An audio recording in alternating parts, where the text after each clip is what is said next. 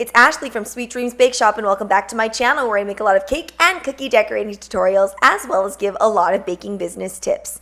So in today's video, I'm going to be showing you two different skeleton treats that I made, both which were made from leftover ingredients. Now I say leftover as in a day or two, not like I made this months ago and tried to use up leftover scraps, but as we know, sometimes we can't make everything fresh all in one day and then go ahead and decorate right away either. So I'm going to tell you kind of the downfalls of doing that sometimes, but how I get around those issues. This sugar cookie is made using my classic sugar cookie recipe, and I'm also using my royal icing recipe, which is super easy. It is 1 cup of icing sugar, confectioner sugar, or also known as powdered sugar, to 1 tablespoon of meringue powder, and then add as much water as needed. I know that measurement is sometimes not that great for those of you that are maybe just starting out, but I would recommend that you start out with 1 tablespoon at a time and then keep going and mixing it up from there. I do always re-whip my royal icing with my KitchenAid stand mixer. Highly recommend that you do that. You can kind of see with this one here, I didn't re-whip the icing. It was icing that was made maybe a day or two before, so it lost some of that viscosity, which means that it's not piping out as well as it could. So if you want to avoid that and avoid the shaky lines that I had going on because of that issue, then definitely re-whip that icing just a little bit. Even if you manually do it, it'll still be better than just leaving it and not agitating it at all. I also end up ditching that metal piping tip. I really do not like using metal piping tips when I'm making sugar cookies. I really prefer using a tipless piping bag, which I did not really have, but I decided with this last bit of the design, it would be totally fine to just take a regular piping bag and cut off the tip. Now you might be wondering, well, why didn't you just do that in the first place? The thing is, with some designs, you do need a more perfect pipe, so I wouldn't recommend just taking a regular piping bag and cutting it because you're not going to get that nice rounded circle. After letting everything dry sufficiently enough so that I could airbrush it, which I did by placing my cookie into a dehydrator or oven at 175 degrees Fahrenheit for approximately 10 minutes. You're really just looking to make sure that upper layer is not too wet, or else this will just not work out at all.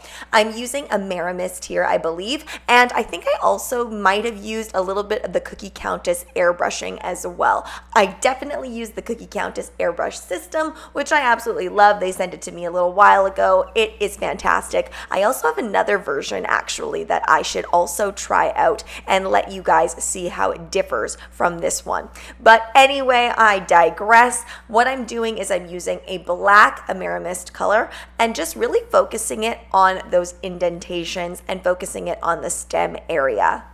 I believe there is a variety of pumpkin called a ghost pumpkin, which is kind of what I was going for this. Of course, it's not nearly as black as this. It's way more gray.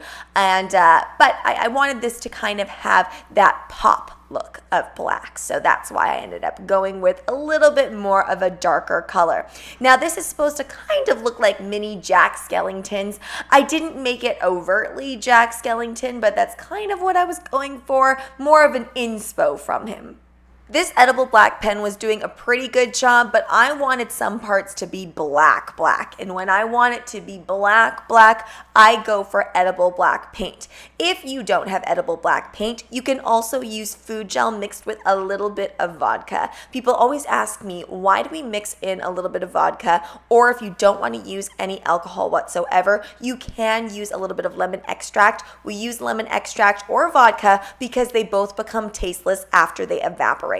And what it does is it thins out that food gel just a little bit. If you were to put that food gel directly on there with no other liquid, then what's going to happen is it's going to be really thick and it's going to end up quite sticky, and that's when your tongue is really going to turn black. Now, this is not to say that your tongue isn't also going to turn black when you eat something like this. However, it does a little bit of a better job of diluting some of that color. Plus, it makes your food gel colorant go a much longer way. This was, of course, the most tedious part of the process because I had to make sure that I was painting very carefully in between each little skull that I had created. Go for a really thin paintbrush. I always say this, invest in a very thin paintbrush. You will be so happy that you did. I used to try and go off of medium paintbrushes and it just never worked for me. Once that edible paint dried out just a little bit, and it will not take very long for it to dry out depending on how thick of paint you put on there, but mine dried in about 10 minutes or so. I'm going to pipe on, and yes, my metal piping tip is back because I needed to pipe more perfect lines on here, but I did make this royal icing fresh again because the old stuff was just not working out for me. Sometimes I find that if I don't cover things properly, of course, little chunks get in there and then you're just never going to get that out piping nicely through that metal tip.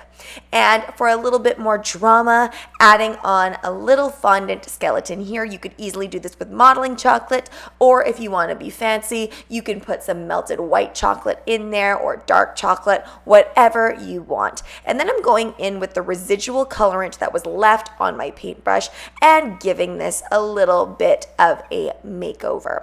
And I wanted it to be even darker, so I end up airbrushing this just a little bit more too. And a sad little story about this cookie. So I very rarely waste any of the things that I make on this channel, but I left this to dry in my baking kitchen and I didn't revisit my baking kitchen for a little while, so I just ended up saving it and never eating it.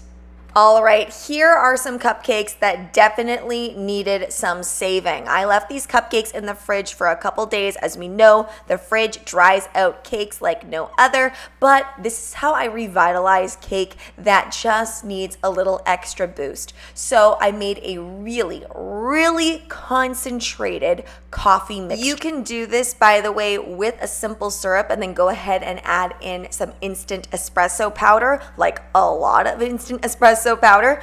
I skipped the simple syrup because I knew I was going to be using a fairly sweet buttercream, so I just decided to go with hot water and instant espresso.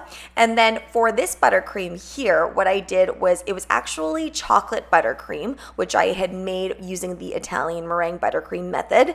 And then I added in a bunch of black cocoa to give it this gray black appearance. The tip that I'm using is a very large French tip. I used to use something much smaller. I used to go for the 1M tip a lot with cupcakes.